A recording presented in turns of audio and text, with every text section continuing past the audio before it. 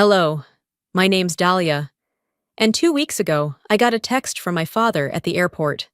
The plane's not for you, loser. Push your luggage to the train. That was it. No explanation, no warning, just laughter from my family as they boarded the trip I paid for. Without me. But what if that message wasn't the worst part? What if the real betrayal was years in the making, signed in silent invoices, wrapped in birthday cakes that weren't mine, and sealed with a smile every time they used my name for their gain? How do you forgive a family that quietly erased you, while still spending your money? I hadn't packed anything extravagant, just a few carefully folded outfits, my travel-size skincare, and a slim leather-bound notebook I always carried on family trips. That notebook held every itinerary, flight confirmation, and dinner reservation I'd arranged for this long-awaited Napa vacation.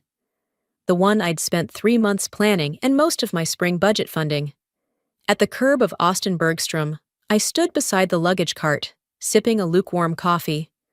My mother was already posing for selfies with Sable, the golden child. Corbin, my brother, leaned against the SUV, scrolling his phone.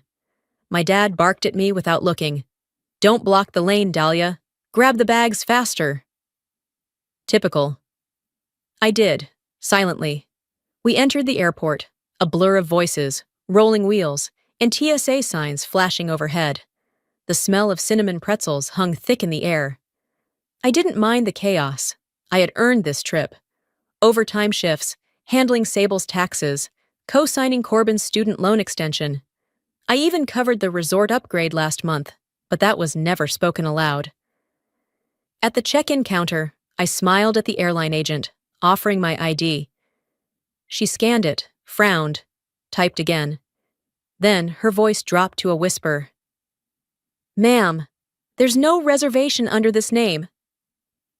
My stomach bottomed out. "I'm with them." I gestured to my family, confusion pressing at my chest. She tried again, shook her head. I turned to my dad.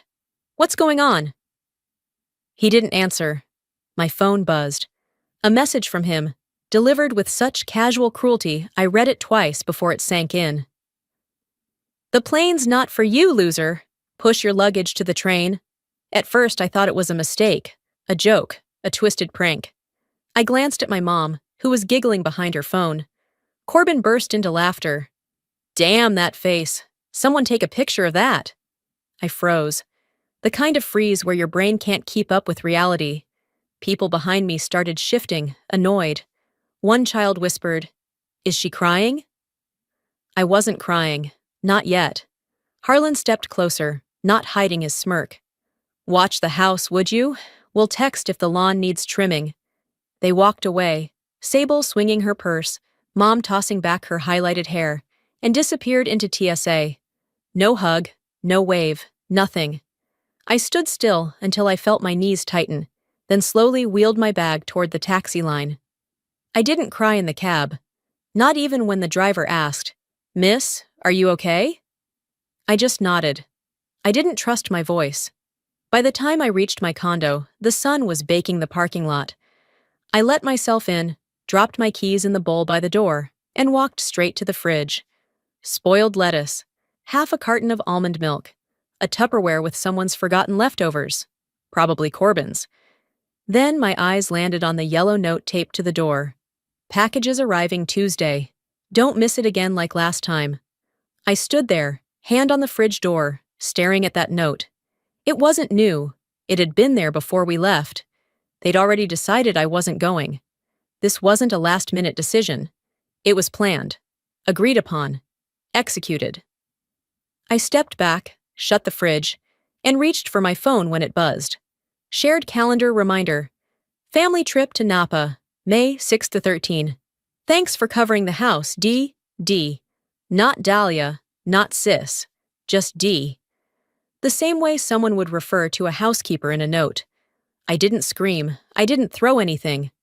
I walked to the couch, sat down, and opened my laptop. My hands hovered over the keyboard for a few seconds. If they had erased me from this trip, maybe it was time I erased my part in everything else. I didn't respond to their calendar reminder. I didn't slam doors or scream into pillows. Instead, I moved slowly, deliberately, like someone rearranging furniture in a house they no longer felt welcome in. The next morning came without ceremony. The sun filtered through my blinds in sharp angles, lighting up the hardwood floors like they were part of an interrogation scene. I made a cup of coffee, black, no cream. It sat untouched on the edge of the kitchen table while I paced. Finally, I sat down at my desk. There it was again, the blinking cursor, a blank spreadsheet titled Everything They Took. I hadn't made a list yet. I wasn't sure where to start. So I started with what I knew, what I could prove. I logged into my main bank account. The dashboard glowed with numbers that no longer felt like mine. Tuition transfers. That wasn't new. I'd been helping Corbin stay in school after his third major switch, but the amounts had doubled. When had that happened? Next was the golf club fee, my father's. I had agreed to cover it one year, during a rough patch. That was 4 years ago.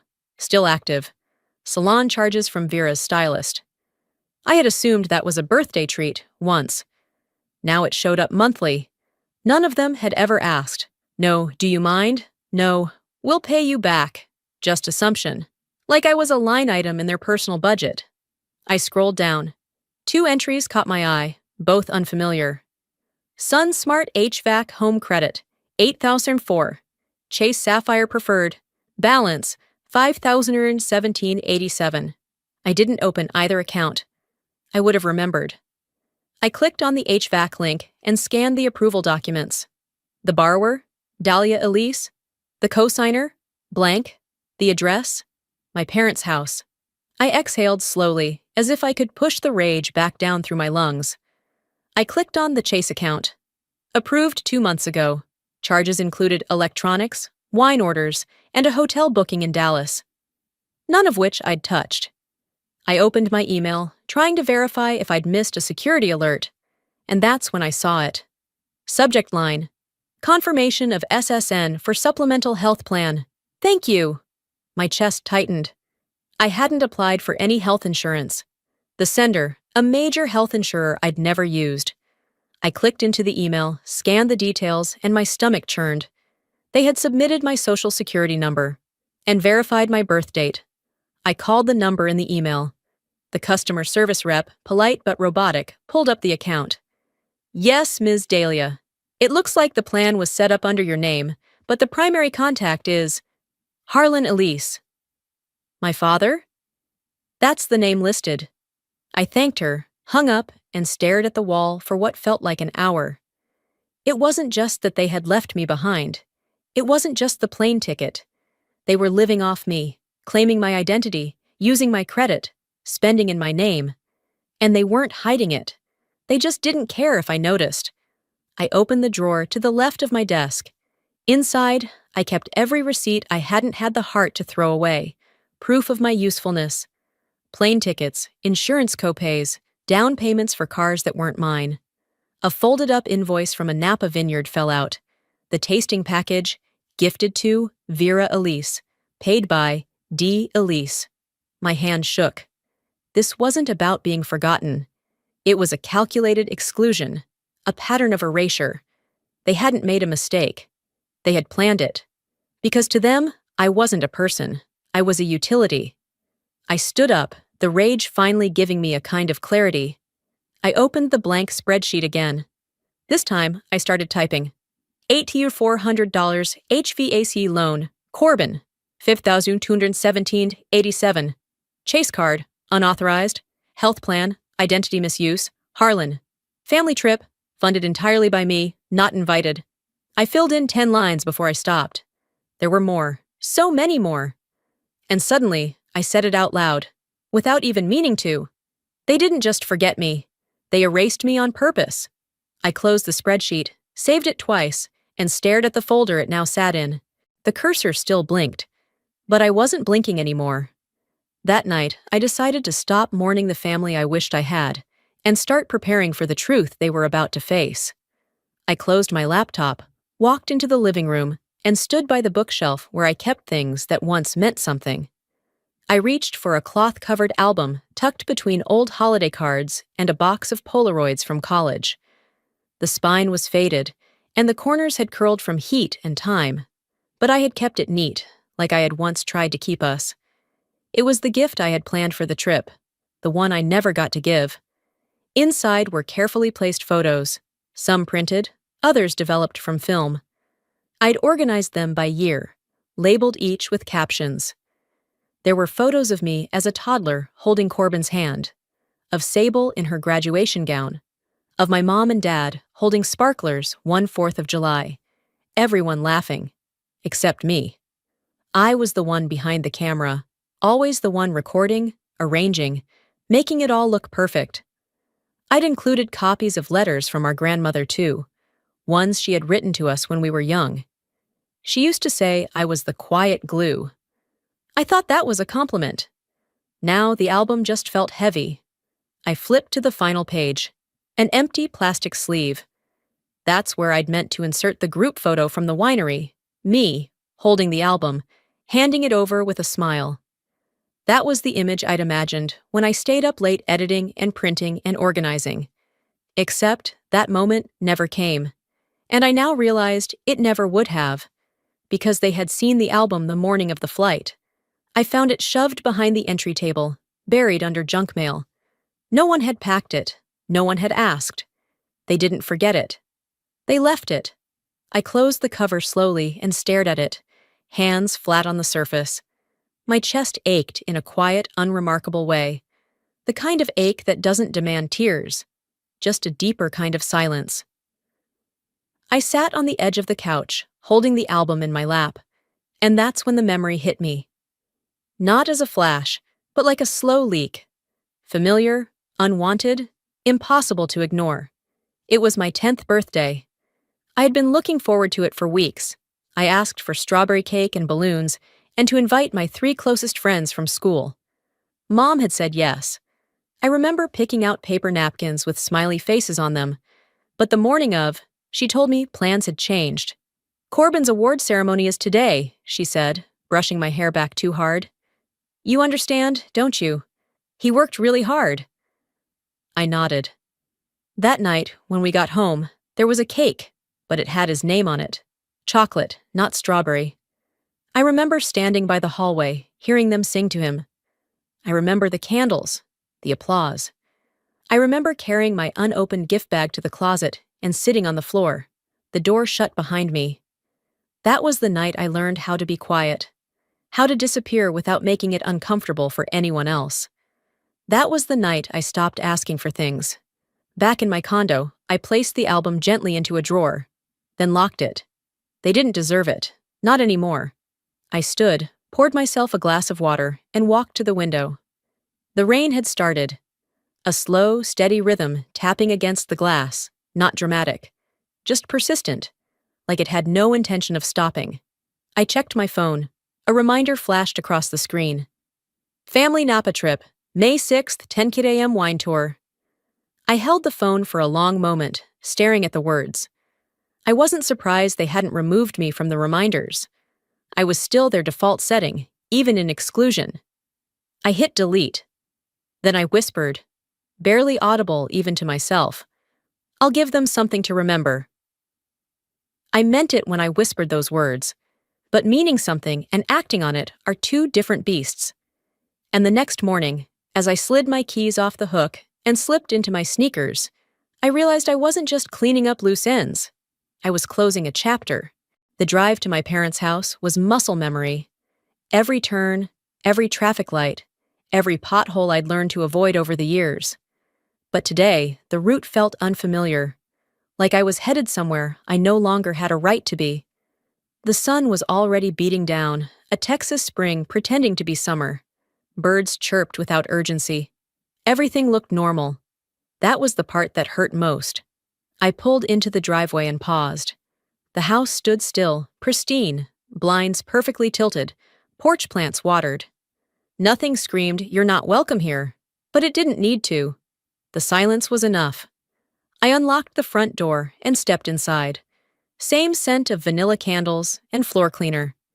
The thermostat still set too low, just like Dad liked it. I listened for any sound, maybe the whir of the dishwasher, the faint hum of the laundry machine. Nothing. It was too quiet. I walked past the entry table, my shoes echoing faintly against the tile. The living room came into view, and I stopped cold.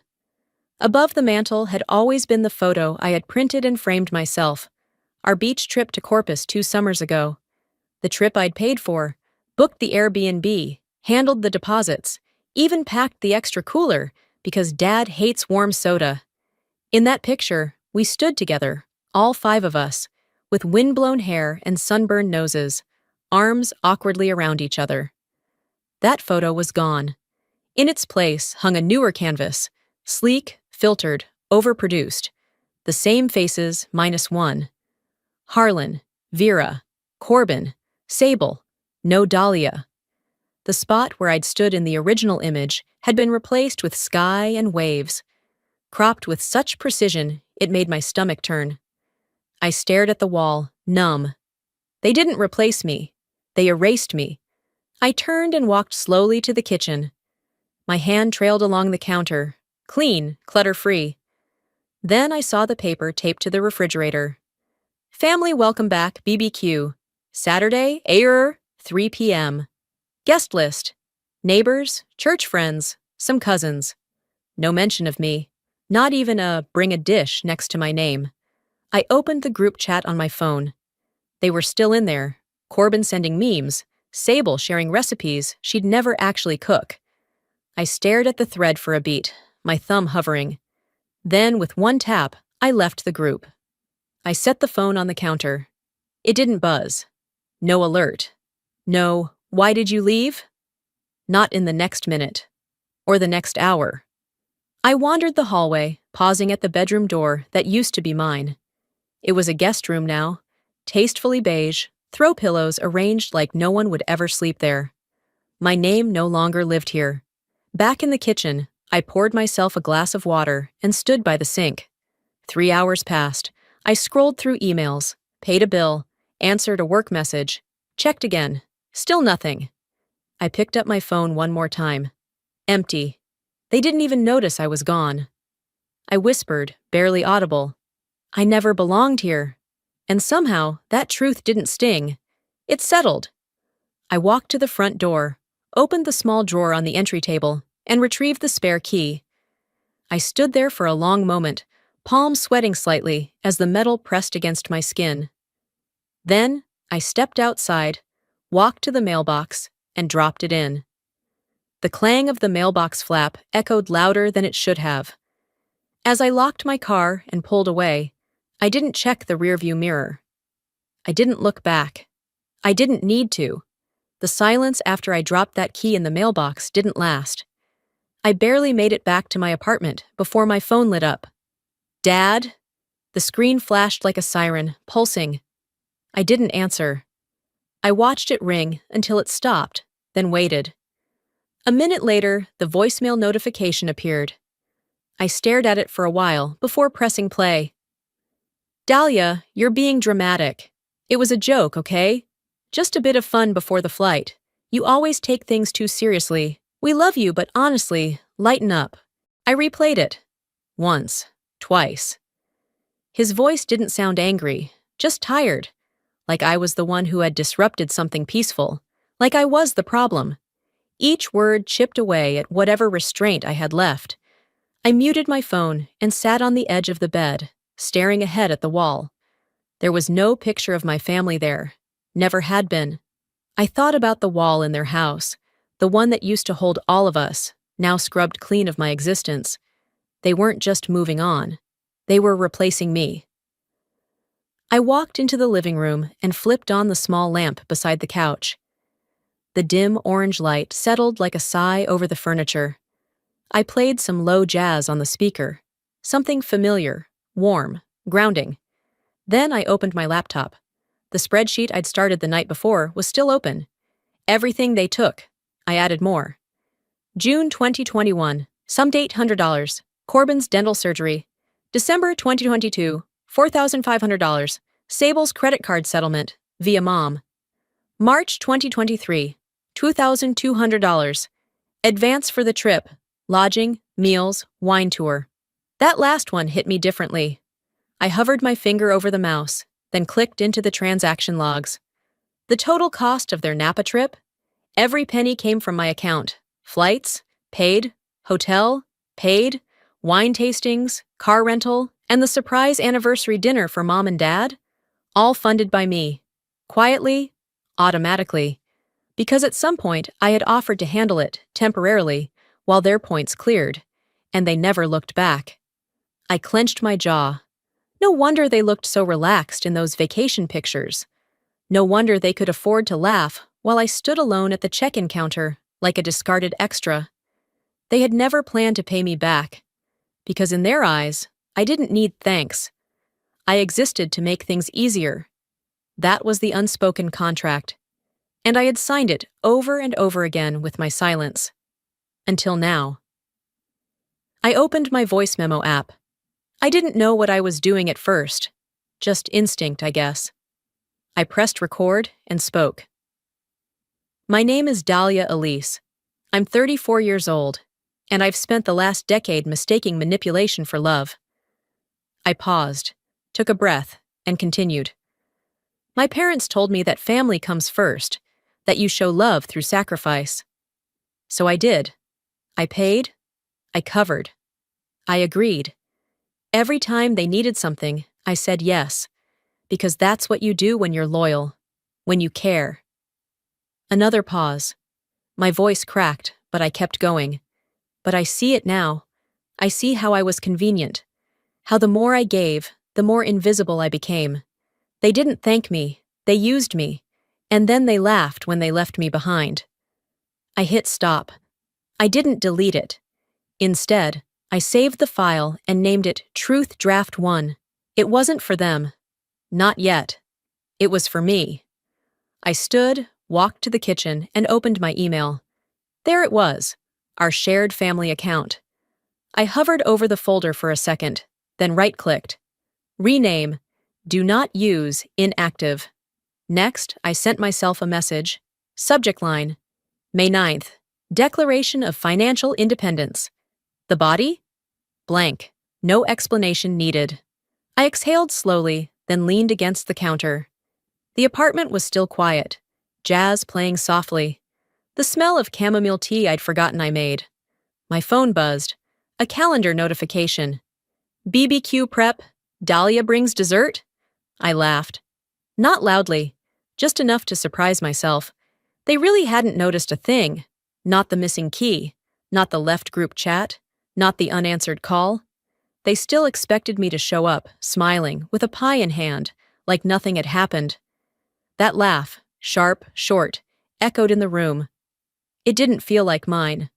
Let's see if they notice now, I whispered, dropping my phone face down on the counter. This time, I wasn't going to ask for respect. I was going to take back what they never intended to give. That laugh, empty as it was, lingered longer than it should have. I turned off the jazz, dimmed the light, and sat in the dark for a few moments, just letting the quiet swell around me. Morning came without ceremony. The city was waking up, soft traffic sounds rising from the street below. I moved through my apartment as if on autopilot. Shower, coffee, no toast. I wasn't hungry. My focus was clear, sharp. It was time. I had no grand plan that started with spreadsheets or speeches. It started with one text. A mistake. At 8:23 a.m., my phone pinged with a message I wasn't supposed to see. It came from Corbin, but clearly meant for Sable. Don't worry, she's too soft to actually cut us off. Let her pout. I read it twice. Then again. Let her pout. I set my phone down gently, like it might explode. I didn't scream. I didn't reply. I didn't even save the message. I just stared at it until the screen dimmed on its own. They hadn't just dismissed me. They expected me to come crawling back. They were confident. They thought they had me figured out. I walked to my desk, sat down, opened my laptop. Let's see how soft I really am. I started with the tuition portal. University of Texas system. Corbin's account. Linked to my checking. I clicked into it, removed my payment method, and typed a brief note into the portal. Please contact your direct sponsor. Financial support has been withdrawn. Next. Health insurance. I logged in, navigated to the policy dashboard, found the plan with my SSN tied to my father's supplemental coverage. One click. Terminate authorization. Done. Netflix, Hulu, Amazon Family, shared cloud storage, phone plan, credit union secondary card. Click, click, click. I moved like someone defusing bombs. Each cancellation felt like a stitch torn out of my own skin, but cleanly, with purpose. No text, no warning, no explanation, no, I'm sorry, but they'd never given me that courtesy. They didn't deserve it back. I opened the credit union site again and checked for any recurring payments tied to my accounts. There were 5 I didn't recognize, all active. I froze them one by one. I paused at Corbin's name next to a streaming service he loved, one I had helped him sign up for while he was in between jobs. Let him pout, I whispered. By noon, the digital umbilical cord had been cut. No more free rides, no more borrowed identity. I stood up, poured a second cup of coffee, and sat back down as the first alerts started coming in. My phone buzzed once, then twice, then it didn't stop. Tuition payment declined. Policy status suspended. Payment rejected. Netflix premium. Corbin texted first. Hey, something's wrong with my card. I didn't respond. Then Sable. Did you cancel the cloud drive? I can't access Mom's photos. I stared at the screen. Photos they cropped me out of. Still nothing from Dad. Or Mom. Until the group chat changed titles. From Family, all caps, to Family Chat, no Dahlia. Then I got a new invite to a different thread. Family Core Group. No invitation, just the name staring back at me. I smiled bitterly. I scrolled back to the top of the chat history, read the old messages, my confirmations, my transfers, my, no problem, I'll cover it. How polite I had been. How invisible. I closed the chat, muted notifications, and turned the phone face down. I returned to my laptop one last time and pulled up my autopay dashboard. Every account they'd once leaned on, deleted. I redirected all charges to my new private checking account, one they didn't know about, one they couldn't touch. Then I did something I hadn't done in a very long time. I closed the laptop, not just the lid, the chapter. The silence that followed was thick, but it didn't ache, it felt earned. I took a long sip of my coffee, let them feel what absence tastes like. Just as I leaned back into my chair, savoring that first true breath of peace, the doorbell rang. I stood, hesitated, then walked slowly toward it. Through the peephole, I didn't see anyone. But on the doormat, a package sat neatly, medium-sized, brown cardboard. No return address. But what caught my eye wasn't the box. It was the post-it note slapped on top. Thought you'd be grown up about this. Guess not. The handwriting was unmistakable. Sable. The note from Sable stuck to that package wasn't long, but it was enough. Thought you'd be grown up about this. Guess not. That handwriting, curvy, impatient, had followed me through every holiday card, every chore list stuck to the fridge. But this time, it wasn't just ink. It was insult dressed up as entitlement. I didn't open the box. I didn't even pick it up. I left it there, stepped over it like a piece of junk mail, and shut the door behind me. By mid-morning, the clouds had started to roll in. Not dramatic, just steady and dark. The kind that creep in quietly before a storm breaks. That's when my phone rang again. Lucinda. Her voice was thin through the line. Sweetheart, what's going on? I didn't speak. She continued, soft and unsure. Your dad called me. He said you'd had some kind of emotional episode, that you cut them off suddenly, that you're not well. I closed my eyes. There it was, the beginning of the rewrite. Lucinda, I said calmly. I didn't break down. I woke up. There was a pause. She sighed. I figured. Just wanted to hear it from you. And then the text started. one by one. An old high school friend. Hey, I saw something your sister posted. You okay? A coworker. Dahlia, your dad emailed the office trying to confirm your emergency contacts. Seemed odd. 3 unfollows on Instagram. 2 pity likes on an old post of me smiling in a cafe. The digital version of strangers awkwardly avoiding eye contact in a grocery store. It was happening. The whisper network had turned loud. They were painting me unstable. The ungrateful daughter. The one who couldn't take a joke. Who flipped without warning. A liability. By noon, I couldn't breathe in my own apartment. The walls felt smaller, the air heavier. I grabbed my keys and drove. No music, no destination. I just drove until my hands stopped trembling.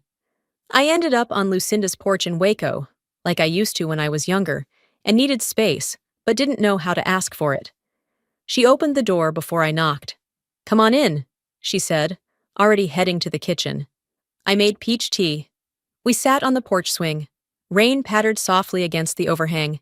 Then she handed me her tablet. "Have you seen this?" I hesitated, then took it. It was a video, a highlight reel, labeled Family Memories, Napa and Homecoming BBQ. I hit play.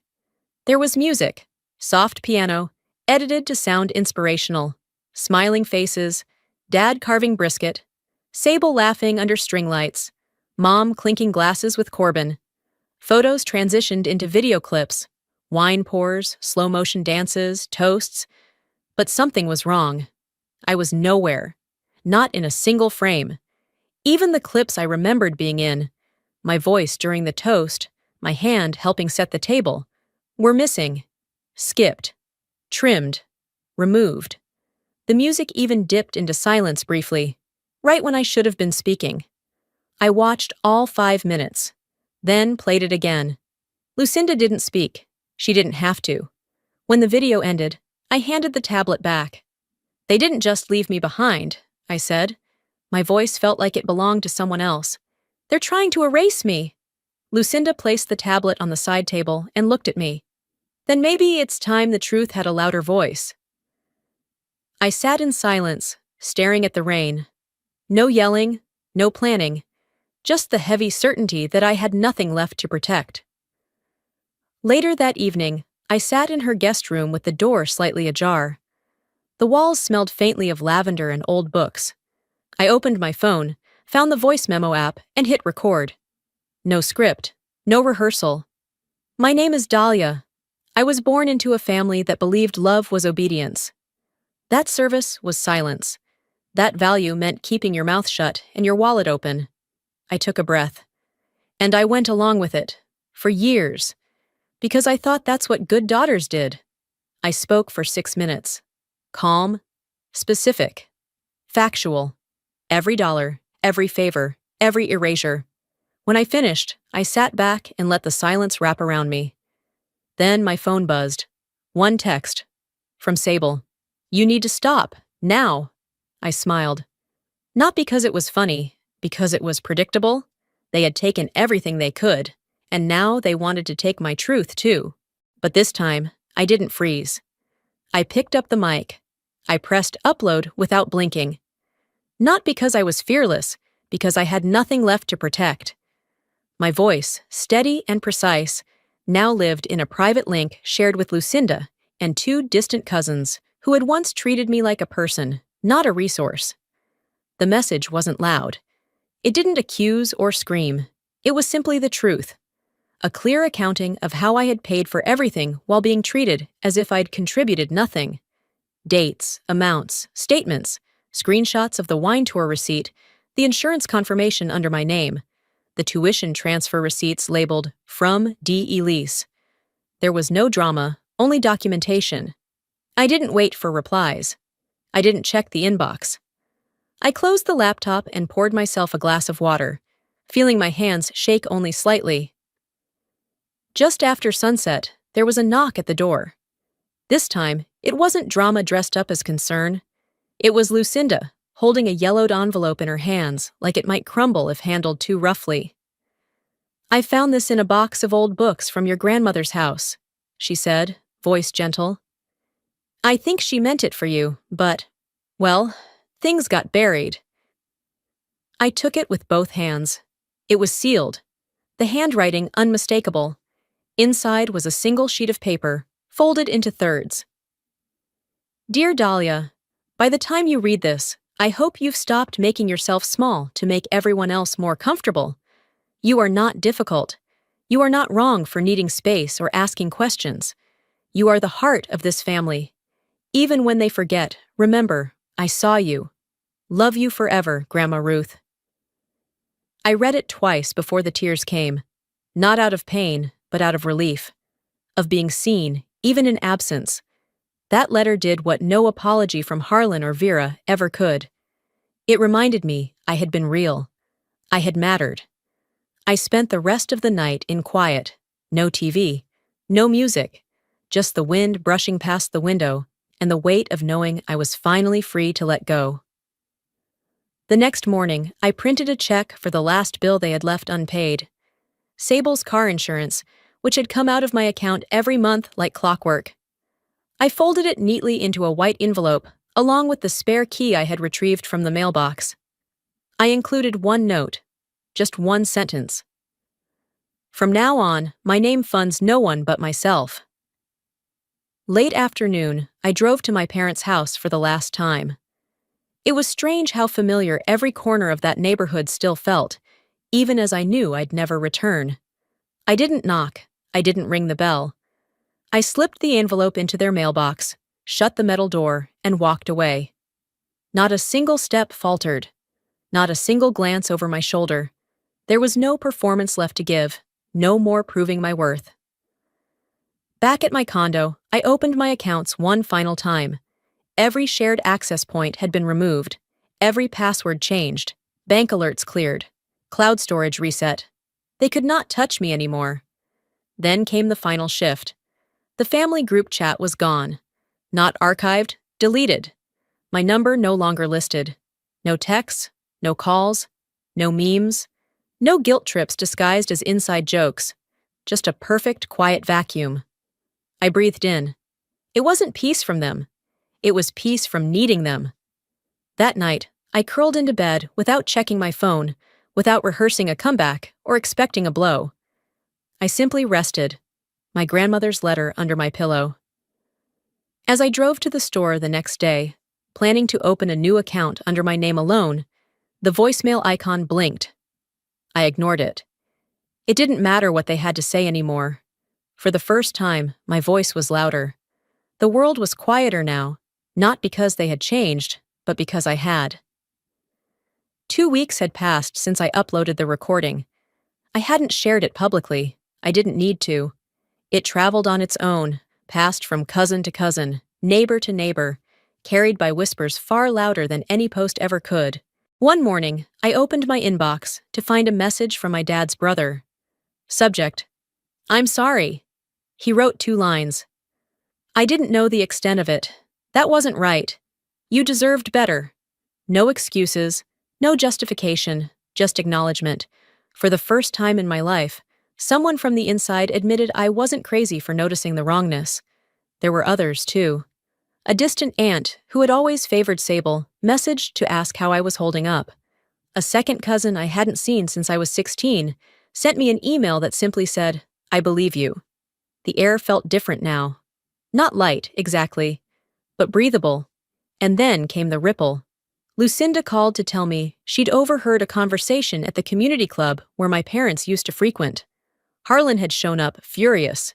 His card declined at the bar. Someone had made a joke. He hadn't laughed. Vera had stopped attending yoga. According to a neighbor, she told everyone she was taking a break to recenter. Lucinda said it plainly. No one's buying it. Corbin's University called the house, asking for updated financials. Apparently, his tuition was overdue. His voicemail to me was polite, overly cheerful. Hey Dahlia, just checking in. Hope all's well. No pressure, but if you get a chance, maybe we can talk. I didn't reply. Then there was Sable. She posted a quote to her Instagram story, white cursive over a hazy ocean background. Forgiveness isn't about them, it's about freeing yourself. No caption. Comments turned off. It was the social media version of a sideways apology. Not to me, of course, but to her audience, her followers, the ones who didn't know what the wine tour had cost, or who paid for it. I didn't care. I wasn't looking for reconciliation. I wasn't waiting for an apology that would never come. So I did what I should have done years ago. I took the old photo album, the one with all the trips I organized, the birthdays I paid for, the holidays I held together, and I drove to Grandma Ruth's grave. The cemetery was quiet, the grass trimmed, the breeze soft. I sat beside her stone, knees folded, album on my lap. "I won't carry this anymore," I whispered. "Thank you for seeing me."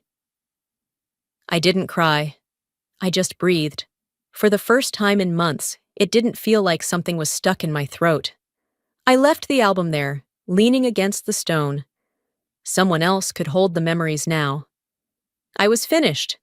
That weekend, I started my new job, a nonprofit that helped women get out of financial abuse. My role was simple: teach them how to reclaim access, build credit, close the accounts no one told them they had. The work wasn't glamorous, but it was meaningful, and I showed up whole. My bank account now held only my name. No co-signers, no hidden beneficiaries. I opened a new phone plan, one line, no family bundle, no more group texts with snide jokes, no more automated requests for money, just my name, Dahlia Elise. Not D, not kiddo, not the quiet one, just me. On Sunday afternoon, I took a walk through the neighborhood park. The sun filtered through the branches overhead, casting soft gold patches across the grass. Birds chirped, not as a soundtrack, but as background to something steady and still. I sat on a bench and watched a child, no more than 4, run across the grass, arms flailing, giggles loud and uncontained. She turned, eyes wide, calling, "Mama!" as she crashed into her mother's waiting arms. I didn't envy them. I didn't ache. I smiled. I wasn't angry anymore. I was just free. Sometimes the hardest part isn't walking away. It's realizing you should have done it a long time ago. Dahlia's story reminds us that silence can be mistaken for consent, and loyalty shouldn't mean losing yourself. When you set boundaries, some people will call it betrayal, but maybe they never truly cared for the real you. Have you ever had to cut ties with family to protect your peace? Share your thoughts below, and don't forget to subscribe for more stories that hit close to home.